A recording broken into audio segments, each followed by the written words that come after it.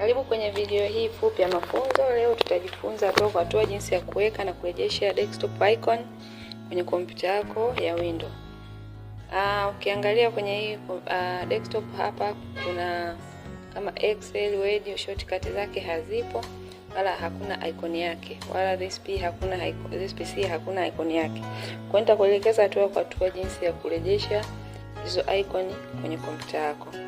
Kwa ili uweze kuweka icon, kurudisha icon kwenye kompyuta yako au kwenye desktop, nenda sasa kwenye start button hapa hivi, then type setting, utaingia kwenye setting.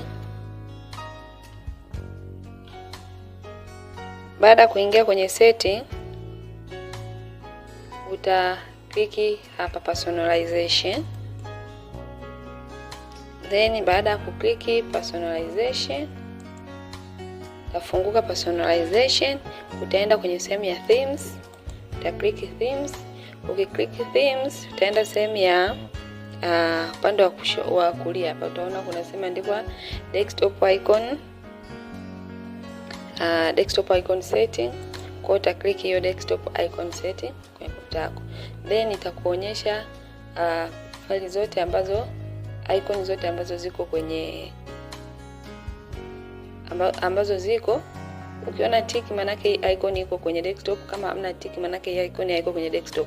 Kwa kama unaona unataka kuiona hii sign ya this PC, icon ya this PC au control panel au network kwenye desktop yako, just simply check box this one, unapiga tick hapa, una click hapa tick, then hata control panel pia unaweza kuiona, utaka click then uka-apply, then ukaweka okay.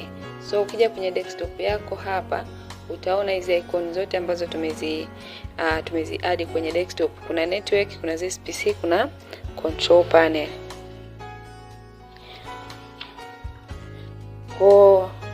Na jinsi ya kuweka shortcut za program, hii ni kuweka icon, desktop icon. Jinsi ya kuweka shortcut za file kwenye desktop yako kama Microsoft Word, Excel, PowerPoint, simply unachagua file, open file location. Nenda kwenye start button, then andika let's say Word, Microsoft Word. Baada hapo right click kwenye hii icon, then itakupa option ya open file location. Utakliki open file location. Baada hapo itakuletea icon ya Word, then utakliki hiyo icon ya Word.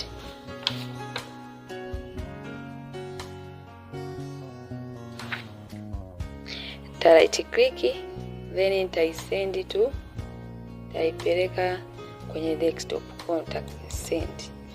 Utaona baada ya kufanya hiyo process, utaona kabisa icon ya Word, shortcut ya Word imeapia kwenye kompyuta yangu au kwenye desktop. So hivyo unaweza kufanya kwa program au program yoyote kwenye kompyuta yako ambayo ipo.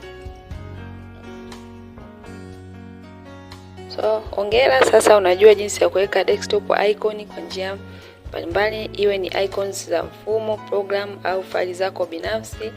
Kama video hii imekusaidia, tafadhali bonyeza like, andika maoni yako na subscribe kwa channel yetu kwa mafunzo mengine mengi ya teknolojia. Asante kwa kutazama, mpaka wakati mwingine, kwa heri.